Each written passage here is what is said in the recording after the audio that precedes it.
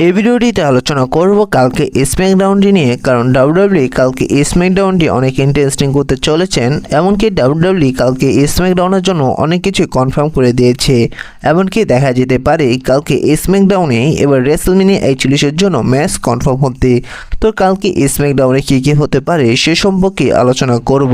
আশা করি সম্পূর্ণ ভিডিওটি দেখবেন এবং সম্পূর্ণ ভিডিওটি দেখার আপনাদের অনুরোধ করা হলো। তো ডাব্লিউডাব্লিউই কালকে স্ম্যাকডাউনের জন্য কনফার্ম করে দিয়েছে জেড কালির এবং লিভ মর্গানের মধ্যে একটি সিঙ্গেল ম্যাচ। তো আপনারা যেমনটা জানেন যে এখন থেকে জেড কালি তিনি নিজেও শিওর না যে তাকে আসলে ব্যাক স্টেজে কে আক্রমণ করেছে। আর এবার যেহেতু এবার স্ম্যাকডাউনে লিভ মর্গান এবং জেড কালির মধ্যে এই সিঙ্গেল ম্যাচটি হতে যাচ্ছে, তো আমার যতটুকু মনে হয় যে যেভাবে জেড কালির তিনি দুইবার নিয়মিকে আক্রমণ করেছে, কালকে স্ম্যাকডাউনে এসে হয়তো নিয়মে তিনি জেড কালিকে আক্রমণ করার চেষ্টা করতে পারে, যার কারণে হয়তো এই ম্যাচটি ডিসক্লাসিফিকেশনের মাধ্যমে শেষ হবে। আর নয়তো এই ম্যাচটির মধ্যে সেটা সুযোগ নিয়ে লিভ মর্গান তিনি হারিয়ে দিতে পারে জেড কালিকে। পরবর্তীতে নিয়মে এবং জেড কালির মধ্যে ভয়ঙ্কর আক্রমণ দেখা যেতে পারে। পরবর্তীতে হয়তো যদি ডাব্লিউডাব্লিউই রেসলম্যানিয়া 41 জন্য জেড কালির এবং নিয়মের ম্যাচটি যদি করতে চায় বা প্ল্যান করে থাকে, তাহলে কালকে স্ম্যাকডাউনে এদের ম্যাচটি কনফার্ম হতে দেখা যেতে পারে।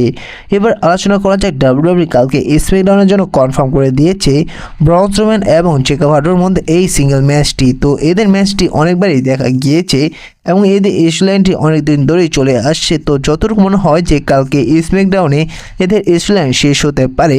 কালকে স্ম্যাকডাউনে যেহেতু হতে যাচ্ছে ব্রন স্ট্রোম্যান এবং জেকা ভার্ডোর এই সিঙ্গেল ম্যাচটি, তো এই ম্যাচটির মধ্যে কোনোভাবেই ব্রন স্ট্রোম্যান তিনি হারাতে পারবে না জেকা ভার্ডোকে।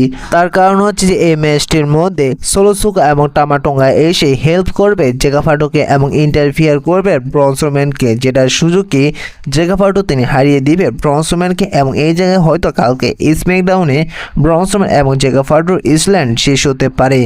ডাব্লিউডাব্লিউই কালকে স্ম্যাকডাউনের জন্য আরও একটি ম্যাচ কনফার্ম করে দিয়েছে। সেই ম্যাচটি হচ্ছে যে জেলিনা ভেগার সাথে পাইপারের মধ্যে। আর এই ম্যাচটির মধ্যে যদি জেলিনা ভেগা তিনি পাইপারকে হারিয়ে দেয়, তাহলে জেলিনা ভেগা তিনি একটি ইউএস টাইটেলের জন্য একটি ম্যাচ পাবে চেলসি গ্রিনের সাথে। এমনকি কালকে স্ম্যাকডাউনের জন্য ডাব্লিউডাব্লিউই কনফার্ম করে দিয়েছে কোডোসকে।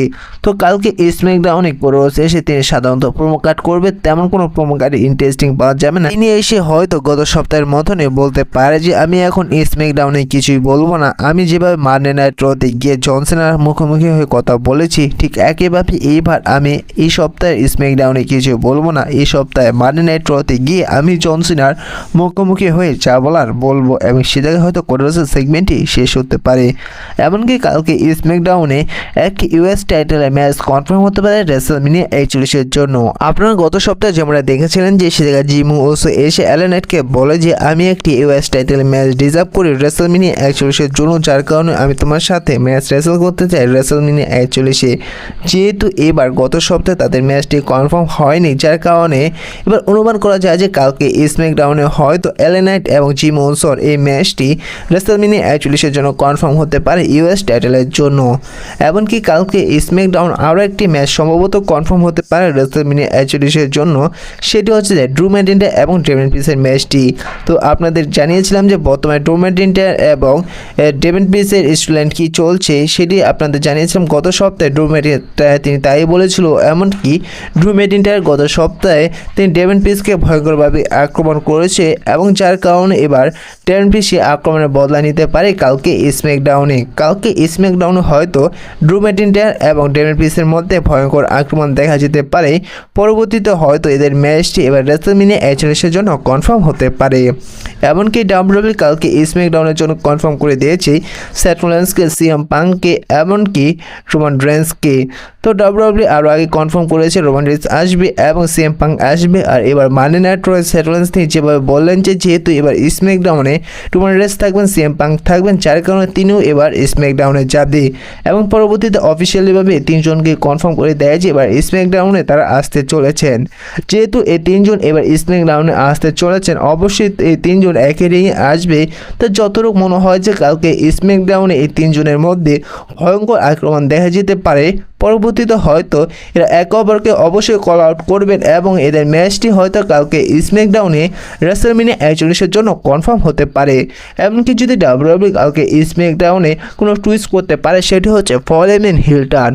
পল হেমন হয়তো সিএম পাঙ্ককে রোমান রেন্সকে ধোঁকা দিয়ে যুক্ত হতে পারেন কালকে স্ম্যাকডাউনে সেথ রলিন্সের সাথে, তো তেমনটাই জানা যাচ্ছে। তো এই বিষয়ে আপনাদের কি মনে হয়, যেহেতু কালকে স্ম্যাকডাউনে Seth freaking Rollins, Otis, Roman Reigns এমনকি বেস্ট ইন দ্য ওয়ার্ল্ড তারা একই রিংয়ে আসতে চলেছেন। যদি একই রিংয়ে আসে থাকেও তাহলে কি কালকের স্ম্যাকডাউনে এই তিনজনের মধ্যে ভয়ঙ্কর আক্রমণ দেখা যাবে? এমনকি কালকে স্ম্যাকডাউনে অবশেষে কনফার্ম হতে দেখা যাবে এদের মধ্যে একটি ট্রিপল থ্রেট ম্যাচ। তো এই বিষয়ে আপনাদের মূল্যবান কমেন্টটি অবশ্যই জানিয়ে দিবেন।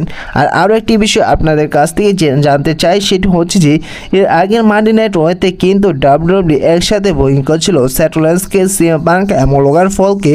পরবর্তীতে কিন্তু এদের আলাদা আলাদা সেগমেন্ট দেখা গিয়েছে। তো কালকে স্ম্যাকডাউনে কি তেমনটাই দেখা যেতে পারে।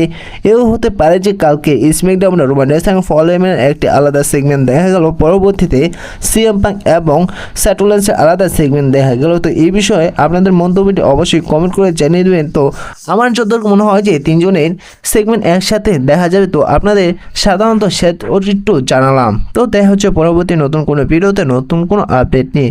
ভিডিওটি ভালো লাগলে অবশ্যই লাইক করে দেবেন। ছোট রেসিডেন্ট চ্যানেল নতুন হয়ে দেখলে প্লিজ চ্যানেলটি সাবস্ক্রাইব করে দেবেন। তো দেখা হচ্ছে পরবর্তী নতুন কোনো ভিডিওতে নতুন কোনো আপডেট নিয়ে।